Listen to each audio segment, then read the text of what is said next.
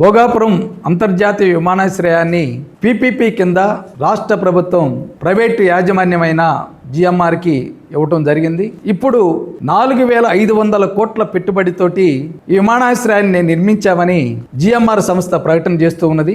ఈ పెట్టుబడి ఎలా సమకూర్చిందో జిఎంఆర్ సంస్థ ఒకసారి మనం పరిశీలన చేస్తే ఈ దేశంలో బడా కార్పొరేట్ సంస్థలు ఆంధ్ర రాష్ట్రంలో కానీ ఇతర రాష్ట్రాల్లో కానీ పెట్టుబడుల మీద పెట్టుబడులు ఎలా పెడుతున్నాయో అందులో ఉన్నటువంటి రహస్యం ఏమిటో మనం అర్థం చేసుకోవచ్చు. రాష్ట్ర ముఖ్యమంత్రి చంద్రబాబు నాయుడు గారు ప్రతిరోజు లెగిస్తే విశాఖపట్నం ఆంధ్ర రాష్ట్రం పెట్టుబడులు వరదలాగా వచ్చేస్తున్నాయి, ప్రైవేట్ కంపెనీలు లక్షల కోట్ల రూపాయల పెట్టుబడులు తీసుకొస్తున్నాయి అని చెప్తూ ఉన్నారు. విదేశాలకు మంత్రులు పంపించారు, లోకేష్ గారు వెళ్ళారు మొన్నటి దాకా. వాళ్ళు రోజు ప్రచారం అంతా అదే. ఈ 4,500 కోట్ల రూపాయలు పెట్టుబడి ఎలా వచ్చింది?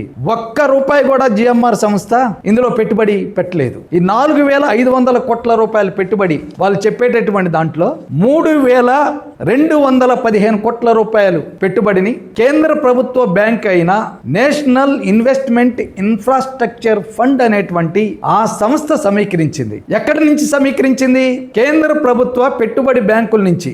ఆ బ్యాంకుల నుంచి ఈ NIIF అనేటువంటి సంస్థ సమీకరించి జిఎంఆర్ సంస్థకి ఇవ్వటం జరిగింది. ఇందులో REC అనేటటువంటి ఒక పెట్టుబడి సంస్థ ప్రభుత్వ రంగంలోనిది.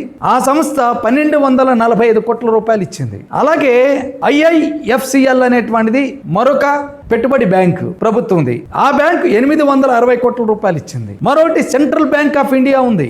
ఆ బ్యాంకు 364 కోట్ల రూపాయలు ఇచ్చింది. అలాగే బ్యాంక్ ఆఫ్ మహారాష్ట్ర 291 కోట్ల రూపాయలు ఇచ్చింది. ఈ విధంగా 3,215 కోట్ల రూపాయలు సమీకరించి జిఎంఆర్ సంస్థ చేతిలో పెట్టింది. అది కాక ఈ యొక్క NIIF సంస్థ కూడా సుమారుగా 675 కోట్ల రూపాయలు పెట్టుబడి ఇచ్చింది అపురూపంలో. అది కాక రాష్ట్ర ప్రభుత్వం 135 కోట్ల రూపాయలు ఉచితంగా గ్రాంట్ కింద జిఎంఆర్ వాళ్ళకి ఇచ్చింది. ఇవన్నీ లెక్క తెలిస్తే ఎన్ని వచ్చినాయి? 4,900 కోట్ల రూపాయలు పైన వచ్చేసి. ఇవి గాక జిఎంఆర్ సంస్థ షేర్ మార్కెట్ల నుంచి కొంత పెట్టుబడిని సమీకరించింది. ఇవన్నీ కూడా కలిపితే సుమారుగా 5,402 కోట్ల రూపాయలు పెట్టుబడిని సమీకరించింది. ఇందులో మరి ఒక్క రూపాయి అయినా జిఎంఆర్ సంస్థ యొక్క డబ్బు చూపించండి. పెట్టిన ఖర్చు 4,500 కోట్ల రూపాయలు అన్నారు. ఇది కూడా చాలా ఎక్కువే. ఈ పెట్టుబడి కూడా దీని మీద ఆడిట్లు ఏం లేవు, వాళ్ళు ఎంత చెప్తే అంతే. మరి 5,402 కోట్ల రూపాయలు ఎలా సమీకరించారు? ఆ డబ్బు అంతా ఎక్కడికి వెళ్ళింది? ఎలా దారి మళ్లించారు? ఇవన్నీ ప్రజల డబ్బు కదా. ప్రజలు డిపాజిట్ల రూపంలో బ్యాంకుల్లో దాచిపెట్టుకునేటటువంటి వాళ్ళు, మధ్యతరగతి వాళ్ళు, సామాన్య ప్రజానీకం. ఈ డబ్బు తీసుకెళ్లి ప్రభుత్వమే, కేంద్ర బీజేపీ సర్కారే ప్రభుత్వ బ్యాంకుల నుంచి ఒత్తిడి చేసి జిఎంఆర్కి ఇప్పించేసింది. ఇప్పుడు జిఎంఆర్ నిర్మించి అడ్డగోలుగా ప్రజల నుంచి విమాన ప్రయాణికుల్ని దోచుకునేలాగా వ్యవహారం అనేటువంటిది చేస్తూ ఉన్నది. ఇది చాలా దుర్మార్గమైనటువంటి పద్ధతి.